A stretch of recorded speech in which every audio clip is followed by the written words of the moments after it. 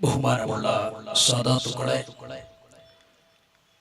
ഉലമാക്കളെ, അഹ്ലുസുന്നത്തി വൽ ജമാഅത്തിന്റെ വിവിധ സംഘടനകളുടെ നേതാക്കളെ, പ്രിയപ്പെട്ട സുഹൃത്തുക്കളെ, അല്ലാഹു സുബ്ഹാനഹു വ തആല അവന്റെ പരിശുദ്ധമായ ദീനുൽ ഇസ്ലാം വർഗ്ഗപ്പെടുത്തി അവസാനം അവന്റെ തഖ്വയോടുകൂടെ ജീവിച്ചു. അവസാനം കാമിലായ ഈമാനോടുകൂടെ ഈ ലോകത്ത് നിന്നും സലാമത്താവാൻ നമുക്കെല്ലാവർക്കും അല്ലാഹു സൗഭാഗ്യം നൽകുമാറാകട്ടെ. സുഹൃത്തുക്കളെ, ഇവിടെ ഞങ്ങളാണ് സ്വർഗത്തിന്റെ ആളുകൾ, സ്വർഗത്തിന്റെ അവകാശികൾ ഞങ്ങളാണെന്ന് പറഞ്ഞിട്ട് ഒരു 2 പേര് മുടിപ്പുലി, ഒരു 3 പേര് ഒരു 5 പേര് വേറല കെട്ടി ഞങ്ങളാണ് സ്വർഗത്തിൽ പോകുന്നവർ.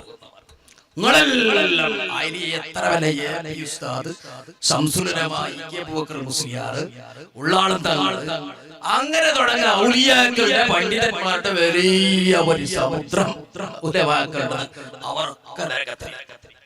മുടിപ്പുലി 2 പേര്, സാലത്തൂരിൽ 3, ദേരളകെട്ടിൽ 4, 5. ഞങ്ങളാണ് സ്വർഗത്തിൽ. കൂട്ടരെ, സ്വർഗം എന്താ നിങ്ങൾക്ക് അറിയോ?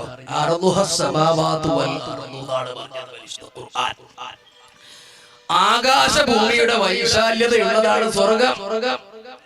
അത് ചെറിയ സാധനം അല്ല. നിങ്ങളെ പേടിച്ച് വെച്ചു അതിന്റെ കെട്ടിയങ്ങനെ സ്വർഗത്തിൽ പറഞ്ഞാൽ നിങ്ങൾ കണ്ടാൽ വെച്ചോ.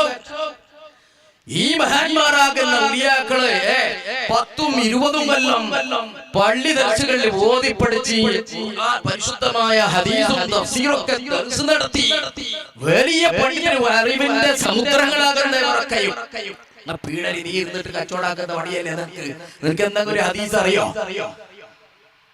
നിങ്ങക്ക് ചിന്തിക്കാൻ കഴിയില്ലേ?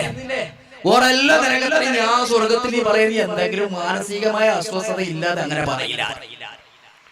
മാനസിക അസ്വസ്ഥത എന്നല്ല, ബിദ്അത്തിനെ പറ്റി നബി സല്ലല്ലാഹു അലൈഹി വസല്ലം തങ്ങൾ പറഞ്ഞത് കൽ കലബി, ഭ്രാന്തൻ നായിന്റെ വിഷമാണ് എന്നാണ് റസൂൽ പറഞ്ഞത്.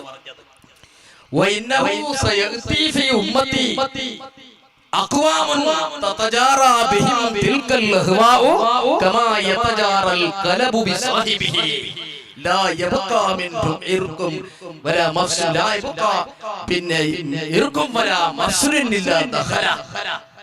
ഭ്രാന്തൻ നായിന്റെ വിഷമാണ് ബിദ്അത്ത് എന്ന് ഞാൻ പറഞ്ഞതല്ല, നാളെ പറയണ്ട. ഭ്രാന്തൻ നായിന്റെ ഹബീബായ നബി സല്ലല്ലാഹു അലൈഹി വസല്ലം മുത്തനബി സല്ലല്ലാഹു തങ്ങളുടെ ഹദീസ് വായിച്ചിട്ടാ പറഞ്ഞത്. അത് ഭ്രാന്തൻ നായിന്റെ വിഷമാണ്. അതിന്റെ അർത്ഥം എന്താ? ഭ്രാന്തൻ നായിന്റെ വിഷം ഒരാൾക്ക് തട്ടിയാ മതി, ഉടനെ ചികിത്സയാക്കണം. ചികിത്സിച്ചിട്ടില്ലെങ്കിൽ പിന്നെ അവനും ഭ്രാന്തിളകും. അവനെ തൊട്ടോർക്കെല്ലാം ആ വിഷം തട്ടും. ഇതിന് ട്രീറ്റ്മെന്റ് ആണ് ഇപ്പോൾ നടക്കാൻ പോകുന്നത്. വളരെ ശേഷം അതിനുള്ള ചികിത്സയാണ് മഹാന്മാരാകുന്ന നമ്മുടെ പണ്ഡിതന്മാര് നടത്താൻ പോകുന്നത്. അതിനുള്ള ഇഞ്ചക്ഷൻ കൊടുക്കാനാണ് പോകുന്നത്. അപ്പോൾ ഞാൻ കുറെ പറയല്ല, ചിന്തിക്കണമെന്നാണ് പറയുന്നത്. ഈ വലിയ വലിയ മഹാന്മാരൊക്കെ നരകത്തിലും ഞങ്ങള് പേര് ഒരു 5-6 കാറിൽ ഒരാള് വന്നിട്ട് ഇവിടെ ഒരു പരിപാടി നടത്താം. ഓരെന്നെ പോയിട്ട് സാലത്തൂരിൽ അതേ കാറിൽ പോയിട്ട് അവര് പരിപാടി നടത്താം. നാളെ പിന്നെടുത്ത് പോയിട്ട് ഓരേ കാർ നടത്താം. ഞങ്ങള് സ്വർഗത്തിലെ ആൾക്കാർ പറയാം. അപ്പോൾ കുറെയൊന്നും ഞാൻ പറയല്ല.